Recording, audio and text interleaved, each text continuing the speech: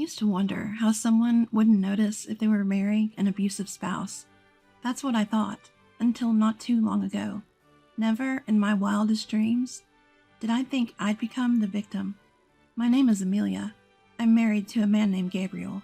We have a 5-year-old daughter, Nora, and another one on the way. Mommy, when is the baby coming out? Soon, sweetheart. You're going to be a big sister, so be strong, okay? Yeah, I will take good care of them. Nora, even at 5, is someone I can count on. But Gabriel, not so much. To put it bluntly, he's just selfish. Hey, you're in the way with that big belly of yours. Gabriel just blurted out that insult as soon as he got home. I'm pregnant, so a big belly is a given, right? Worse, it's Gabriel's child I'm carrying. Yet he treats me like an inconvenience. I felt hurt and shot back at Gabriel.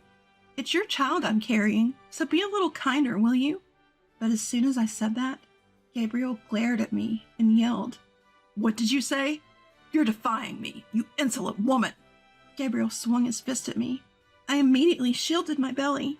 He hit my back and arms repeatedly, leaving bruises. Ow! Stop it, Gabriel! I cried and begged him to stop. But Gabriel just kept going. Finally, out of breath, he stopped his assault. You see? This is what happens when you defy me. Don't you ever dare do it again.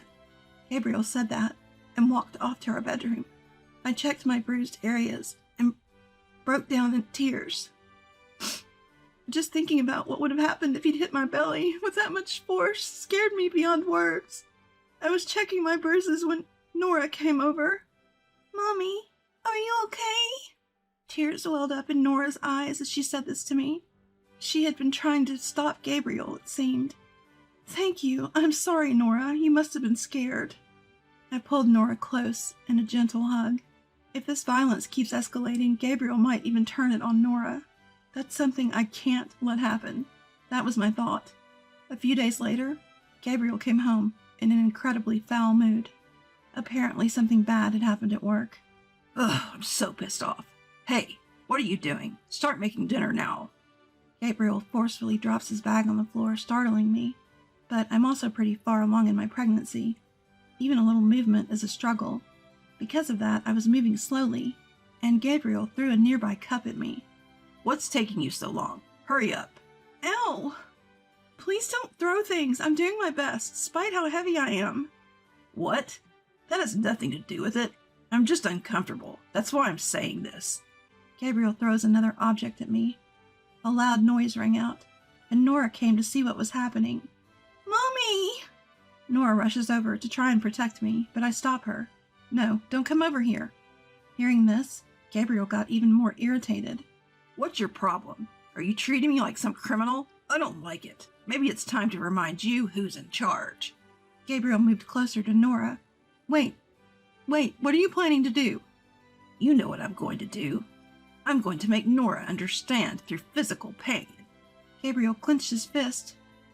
Clearly, he intends to harm Nora. I stepped in front of Nora, preventing this. Mommy! What do you think you're doing? Move! Gabriel glared at me as he said this. If I move, he will definitely strike Nora. I can't let that happen. Stop being horrible. Nora hasn't done anything wrong, you know? Despite what I said, Gabriel remained expressionless. Ugh, everything's just pissing me off. Why did I ever marry you? If it had been like this, I should have stayed with... Ugh, that guy.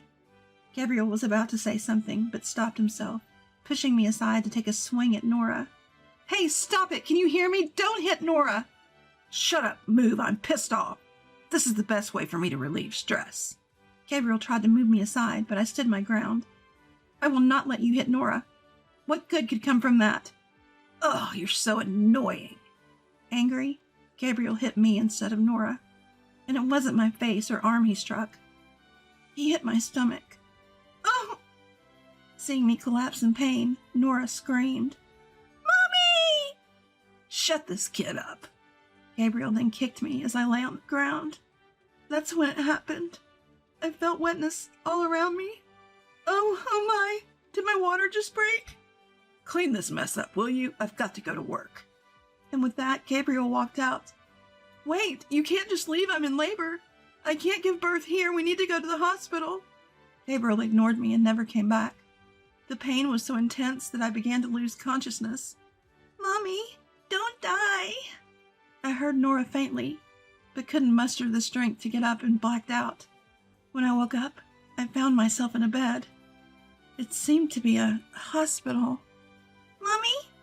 As I opened my eyes, Nora hugged me tightly. Did Nora call an ambulance? Nora nodded, tears streaming down her face. Nora, only 5 years old and already so responsible. My life was saved, thanks to Nora. But then, I noticed something. My belly was flat. Where's my baby? Trying to calm me, Nora spoke. It's okay. They took the baby out when we got here. They're running some tests now. Nora, you did all that for me? Really?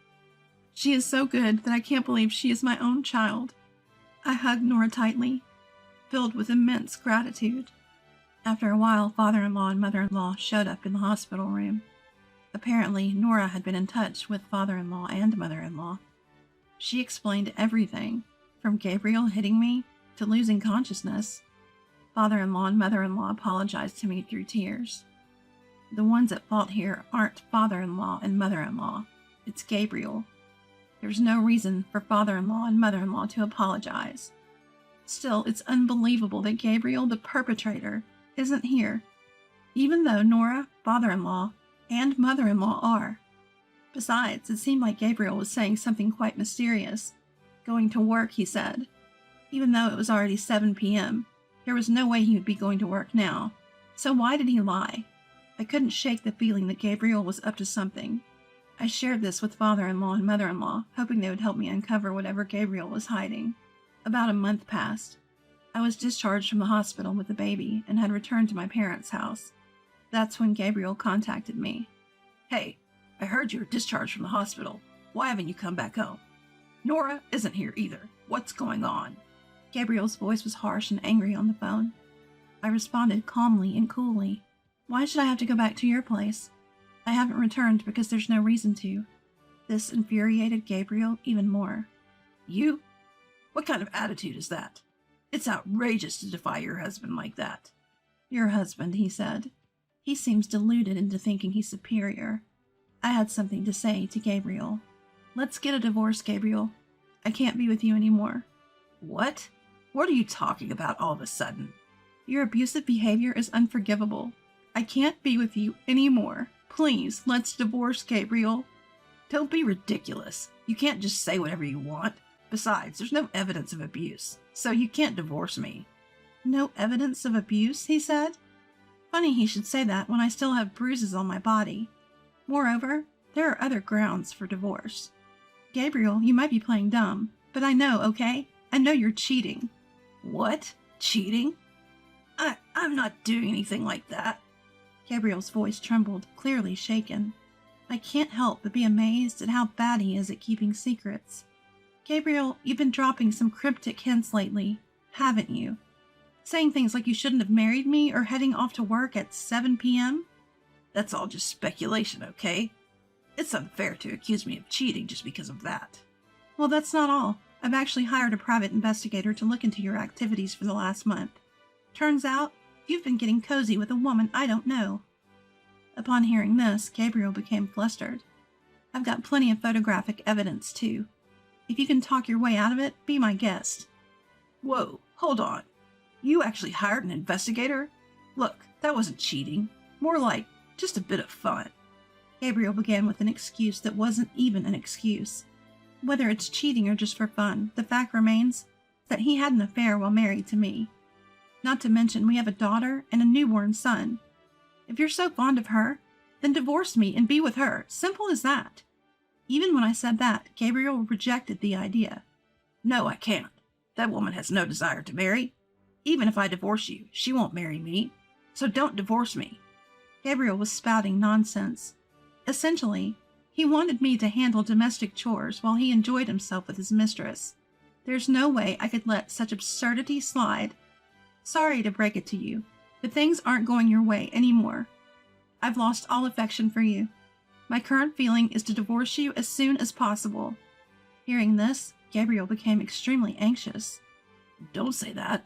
Are you sure? We have 2 kids now. Child rearing is going to get more difficult. Can you even afford to live without my income? Don't worry. I'll get support from my parents. Plus, I have a wonderful supporter. A supporter? Gabriel seemed unaware that I have a strong ally. Father-in-law and mother-in-law, they heard about what's happening and offered to support the kids. What? Dad and Mom? Why? Well, they are their grandchildren. Of course they'd want to help. Also, they want to make amends for the terrible things you've done.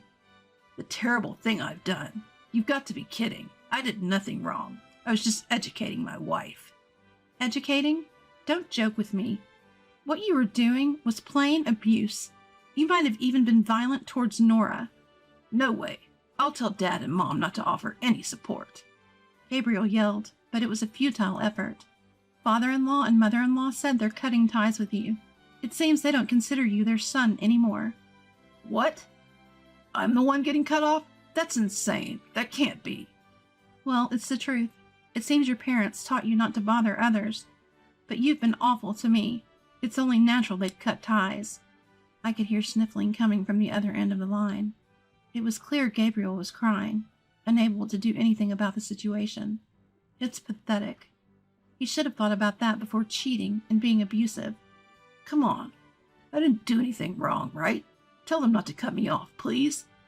This isn't something that can be reversed just because I say so. You're the one who messed up. Why not make it right with your parents? As if I could do that. Just forgive me already. I said I was wrong, didn't I? Gabriel was getting angry, even as he cried. Tears won't change the situation. Give it up. There's nothing I can do. Then I'll go to your parents' house. You're there right now, aren't you? I'll take you back by force. Gabriel had lost it. What would that achieve? It's pointless. My parents know what's going on. They'll send you away. What? There was no getting through to Gabriel. He was in a hopeless situation. I decided to explain calmly to Gabriel. I'm going to consult a lawyer. I'll show them evidence of your abuse and cheating, and they'll handle the divorce proceedings for me.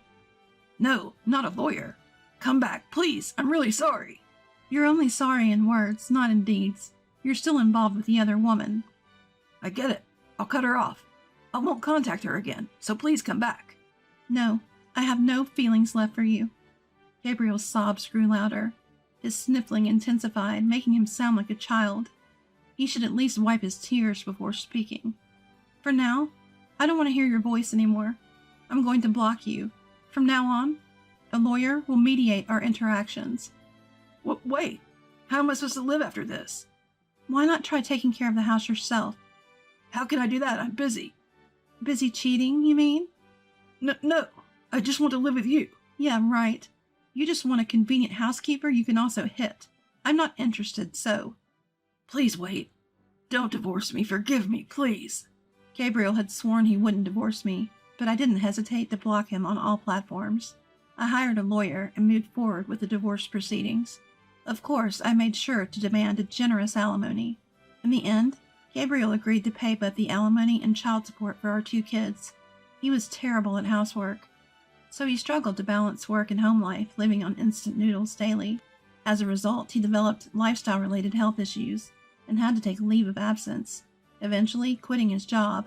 After leaving his job, Gabriel tried hard to find new employment, but couldn't land a job anywhere decent, ending up in a company with poor working conditions. Honestly, as long as he pays the alimony and child support, I couldn't care less where he works. With the help of my father-in-law, mother-in-law, dad, and mom, I'm managing to raise our 2 kids. I've also started working from home, and am making a decent income. Now, I'm able to balance both work and raising my children, while comfortably making money.